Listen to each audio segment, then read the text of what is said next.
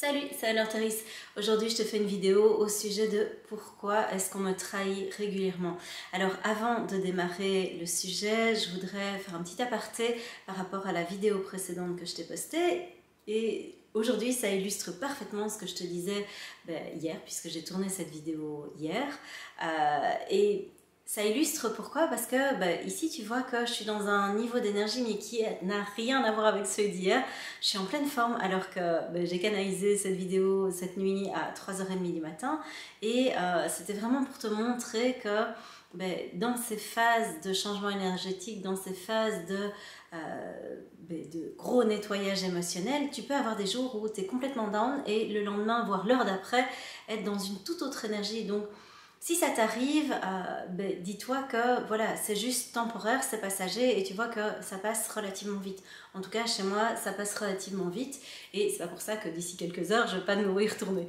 Donc, prends ça vraiment avec détachement, prends ça avec, j'ai envie de dire, accueille-le parce que tu vas voir qu'au plus vite tu l'accueilles, au plus vite ça passe. Si pendant ces phases-là, comme moi, tu as tendance à ne plus avoir de contact avec ta guidance intérieure, avec le fait de canaliser, etc.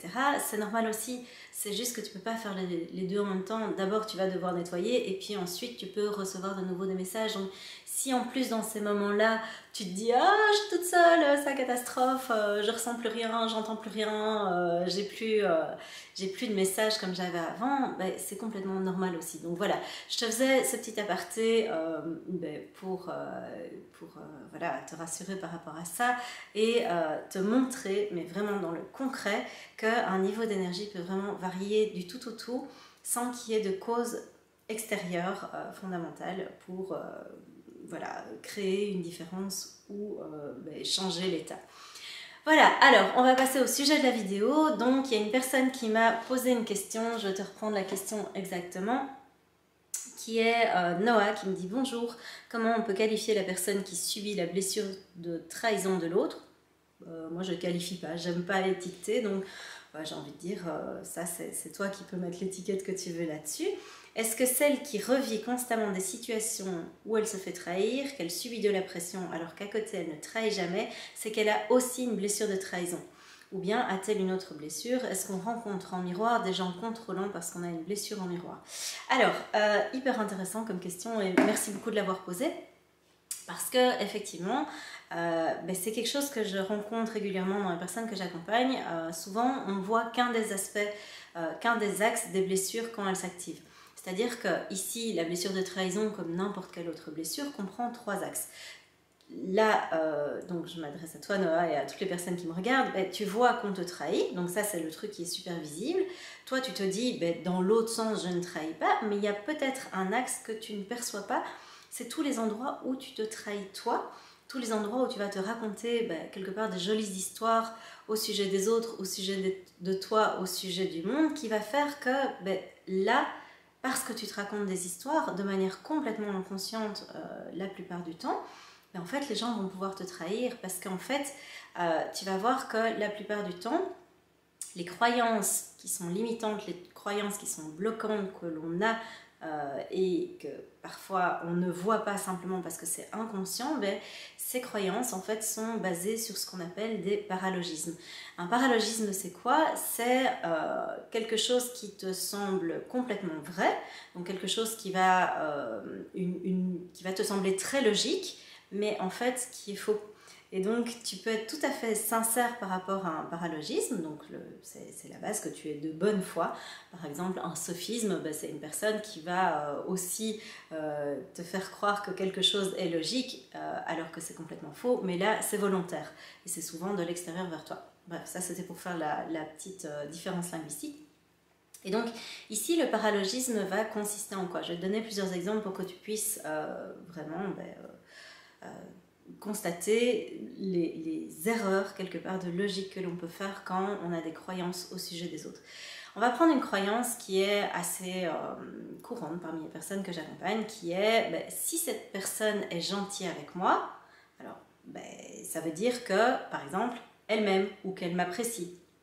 Si cette personne est gentille avec moi, ça veut dire qu'elle ne va pas me faire de mal.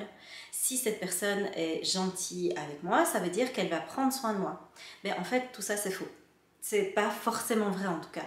Donc ça veut dire que si tu pars sur un principe que cette personne est gentille et donc ça veut dire que elle ne va pas me faire de mal, en fait tu ne vas pas voir tous les endroits où il y a par exemple des personnes qui sont simplement gentilles avec toi parce que c'est comme ça qu'elles ont appris à fonctionner.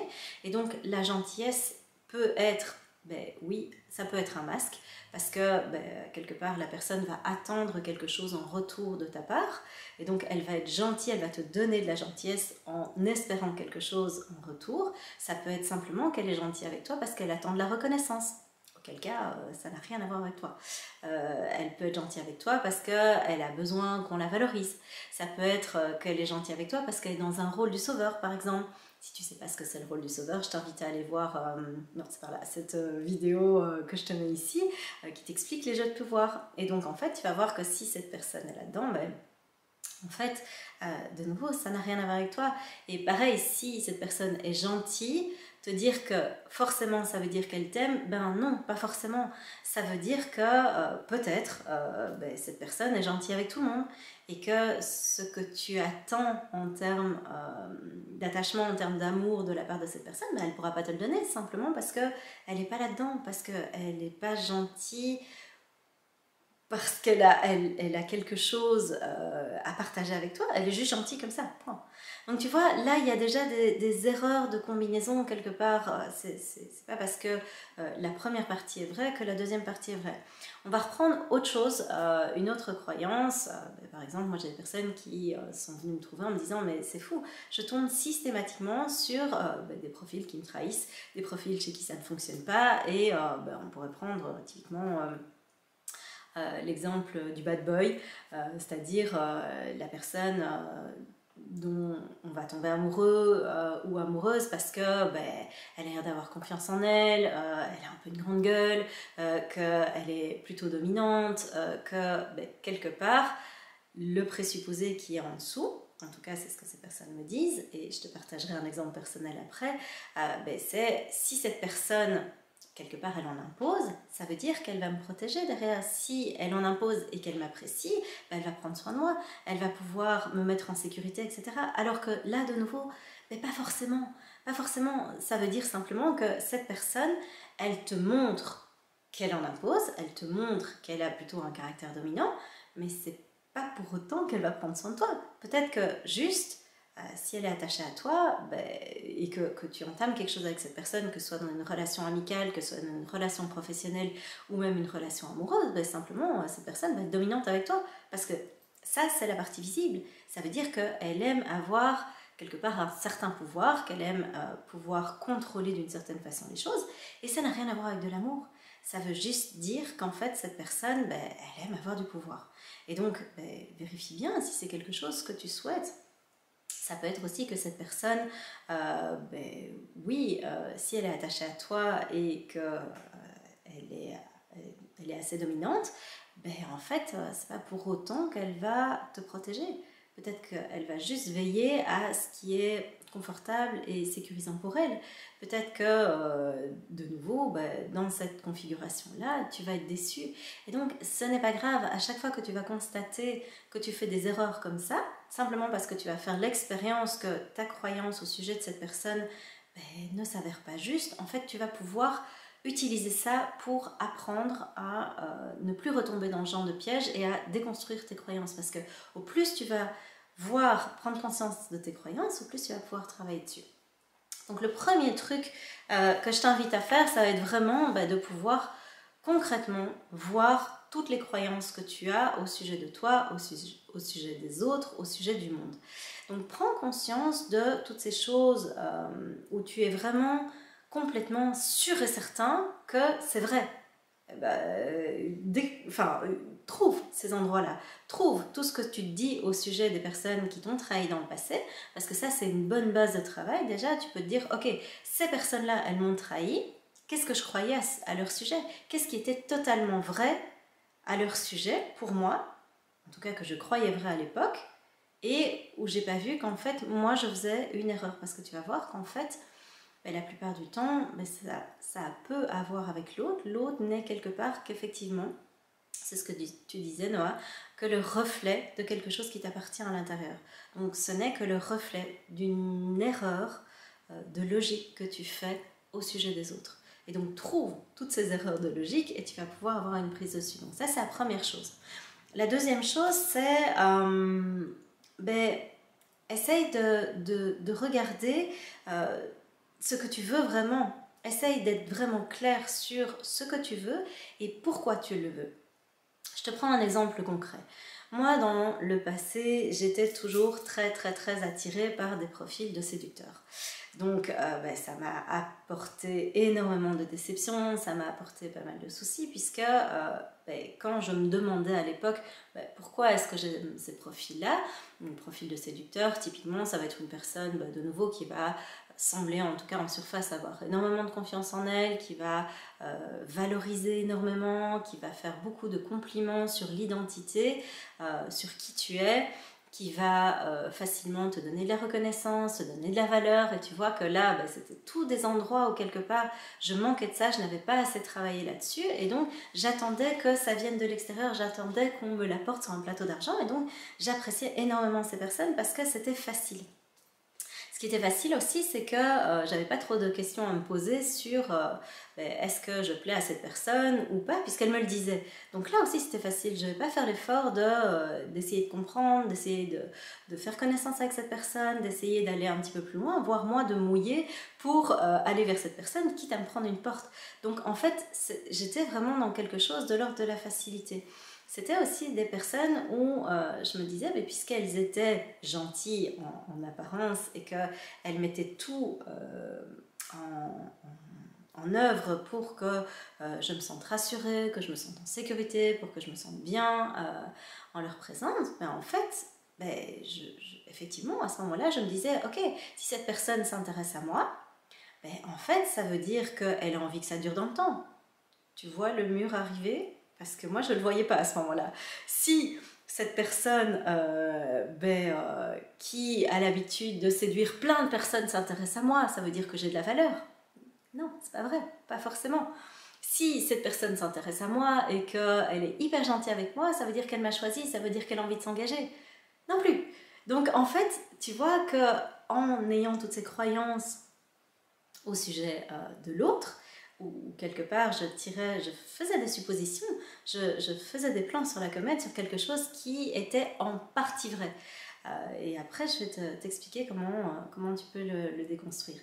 Donc je faisais des plans sur la comète, et donc qu'est-ce qui se passait? Je me retrouvais face à des personnes qui soit en fait, au moment de passer à l'acte, au moment d'embrasser cette personne ou vraiment de concrétiser, en fait, parfois ça se crachait, souvent ça se crachait, parce qu'en fait, les personnes que j'ai rencontrées, en tout cas, c'était juste un appât, entre guillemets, donc elles me donnaient plein de choses en espérant que ce soit moi qui fasse le premier pas. Or, comme je manquais de confiance en moi, j'arrivais pas à faire le premier pas, donc on se retrouvait face l'un à l'autre en se disant en fait l'autre attendait que je fasse le premier pas, j'attendais qu'il fasse le premier pas et il n'y a rien qui se passait. Simplement parce que je faisais du paralogisme. Donc en fait je tirais des conclusions qui étaient complètement fausses.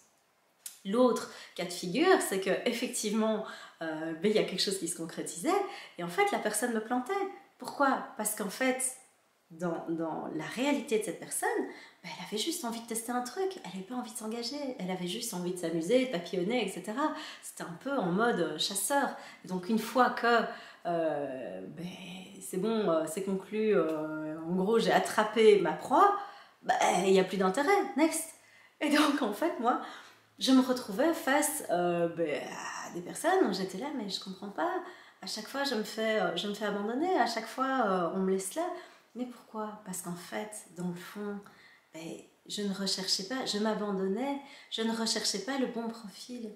Donc en fait, quand je te dis de savoir exactement ce que tu veux et pourquoi tu le veux, sois très au clair là-dessus. Moi, ce que je recherchais ben, quelque part c'était un profil qui soit dans une envie de construire quelque chose, une envie de partager quelque chose de profond, de sincère, de réciproque, mais pas dans l'envie de papillonner. Or, cette envie-là, qui était mon envie profonde, avec cette réalité à laquelle j'adhérais, qui était un séducteur, c'est une personne qui est un profil facile et qui quelque part n'a pas vraiment forcément envie de s'engager, c'est pas compatible. Donc c'est vraiment pouvoir être conscient de ce que tu cherches et ne pas perdre ça de vue. Parce qu'à partir du moment où tu perds ça de vue, tu te trahis. Si tu te trahis, ben, tu vas laisser la porte ouverte à plein de choses que tu ne souhaites pas en te disant pourquoi pas, pourquoi pas, ça peut peut-être marcher, ça peut peut-être le faire, mais en te racontant des ça peut peut-être le faire alors que tu sais très bien au fond de toi. Et là, je t'invite à te relier vraiment à ton ressenti corporel parce que ça ne va pas te trahir. Qu'est-ce que tu ressens quand tu es en présence de cette personne? Est-ce que c'est fluide? Est-ce que ça se passe bien? Est-ce que tu es vraiment pleinement épanoui? Et si c'est le cas, ok, continue la relation. Et si à un moment tu te trompes, c'est pas grave. Mais sois conscient à chaque moment de ce qui est en train de se passer concrètement dans la matière. Donc ça, c'est la deuxième chose. La troisième chose que je t'invite, sur laquelle je t'invite à porter ton attention, c'est de pouvoir te dire, ok, donc dans ces paralogies, je colle deux parties qui ne vont pas forcément ensemble. Donc la première partie est souvent une partie qui est complètement vraie et qui est issue du concret. La deuxième partie est une partie qui est une partie de projection, une partie qui t'appartient, une partie qui est liée à tes envies. Et donc, décorrèle les choses, défais-les, elles ne vont pas ensemble en fait. Si tu continues à mettre ensemble des choses qui n'ont rien à faire ensemble, mais en fait ça va être compliqué de ne pas te mentir. Donc je te donne un exemple, c'est par exemple, si je donne beaucoup, c'est du concret, donc je vois que je donne beaucoup, c'est la réalité. Alors je veux beaucoup recevoir. Non, ça c'est ton envie. J'ai envie de beaucoup recevoir. J'ai envie que la personne me donne l'équivalent de ce que moi je donne. Mais ça c'est une envie, c'est pas forcément la réalité. Donc si je donne beaucoup, je veux beaucoup recevoir, non, c'est deux choses qui n'ont rien à voir. Vérifie dans la matière, vérifie si la deuxième partie se passe réellement. Est-ce que quand tu donnes beaucoup à cette personne te donne beaucoup? Est-ce que si tu es gentil avec cette personne, forcément elle est gentille avec toi? Est-ce que si cette personne est gentille avec toi, est-ce que ça veut dire que forcément elle t'aime bien? Non, pas forcément. C'est ton envie d'être aimé. C'est pas forcément le cas qu'elle t'aime bien. C'est juste peut-être, voilà, qu'elle est comme ça et qu'elle attend quelque chose de toi, ou peut-être qu'elle t'aime bien, mais alors vérifie. Essaye de trouver un moyen, soit de lui poser la question très concrètement, soit trouve un moyen, en tout cas, de vérifier dans le concret qu'elle t'aime bien, par des faits, et pas juste de la surface. Si tu restes dans la surface, si tu crois à cette surface, en fait, de nouveau, là, il y a un risque que tu te trahisses. Donc voilà, ça c'est vraiment les choses sur lesquelles je t'invite à porter ton attention pour essayer justement de voir tous les endroits où tu te racontes des histoires et où potentiellement ça va être très facile pour les autres aussi de t'en raconter, et pas forcément parce qu'ils sont mal intentionnés, ça c'est pas ce que j'ai dit non plus, c'est vraiment que ces personnes vont fonctionner et toi tu vas faire des projections là-dessus, tu vas avoir des suppositions au sujet de ces personnes et c'est ça qui va coincer quelque part. C'est là où ça ne va pas matcher. Au plus tu vas être raccord avec la réalité, au plus tu vas regarder la réalité telle qu'elle est, au moins tu vas pouvoir te tromper et au moins on va pouvoir te tromper.